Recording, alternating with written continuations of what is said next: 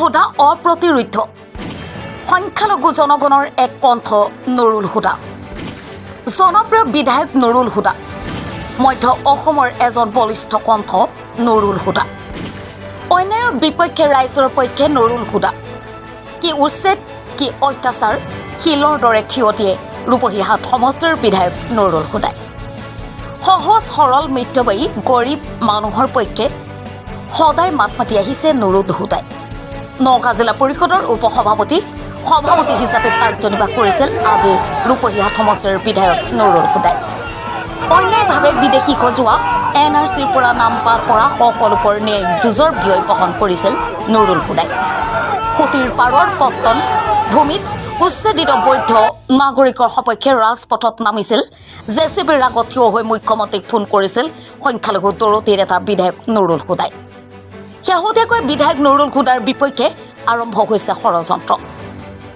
জনপ্ৰিয় বিধায়কজনৰ বিৰুদ্ধে শাসক গোষ্ঠীৰ পৰিচালনাত এটা চক্ৰই বিধায়ক নুৰুল হুদা আৰু তেওঁৰ পুত্ৰ ৰকিবুল হুদাৰ বিৰুদ্ধে গভীৰ ষড়যন্ত্ৰ ৰচনা কৰাৰ অভিযোগ উঠিছে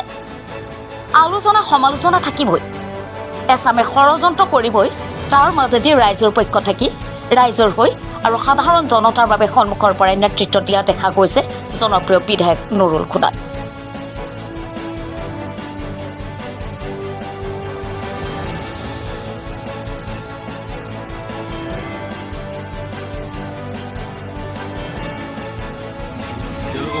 প্ৰায় 5 ৰাতি মই ৰাজ্যৰ পৰা জনামতে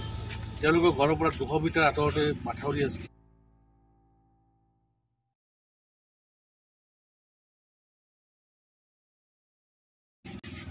আৰু এই মাথাউৰিৰ লগতেই কিছু খেতি আছে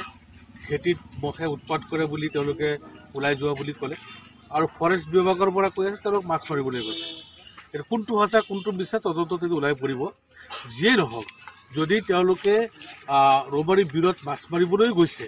তেওঁলোকক ধৰি কৰায়ত্ব কৰি জেল হাজতলৈ প্ৰেৰণ কৰিব লাগিছিল যদি দৌৰি গৈছে ধৰিব নোৱাৰা অৱস্থা আছিল আঁঠুৰ তলত গুলি কৰি তেওঁলোকক প্ৰায় ধৰিব লাগিছিল এক প্ৰাণে মাৰা হত্যা কৰাৰ অধিকাৰটো ফৰেষ্টৰ নাই গতিকে দুজন মানুহক তেওঁলোকে হত্যা কৰিলে গতিকে হত্যাৰ অভিযোগত অভিযুক্ত ফৰেষ্ট বিভাগ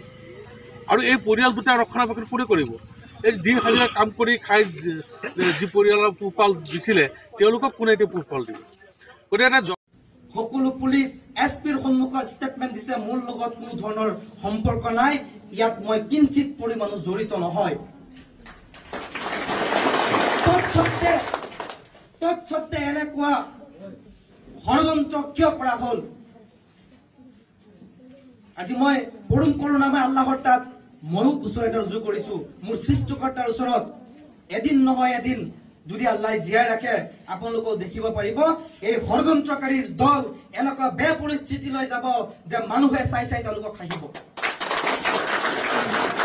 মোৰ কি অপৰাধ আছিল মই আনছুৰ মজিয়াৰ পৰা বানত আক্ৰান্ত হোৱা মানুহবিলাকক যিদৰে চৰকাৰে সহায় সহযোগিতা কৰিব লাগিছিল ঠিক সেইদৰে কৰা নাই আজি বুৰবন্দাত 8টা দিনৰ মাজত এবাৰ ৰিলিফ দিলে 1.5 কেজি চাউল আৰু 200 গ্ৰাম দালি তাৰপিছত আৰু বাহনৰ কাম নাই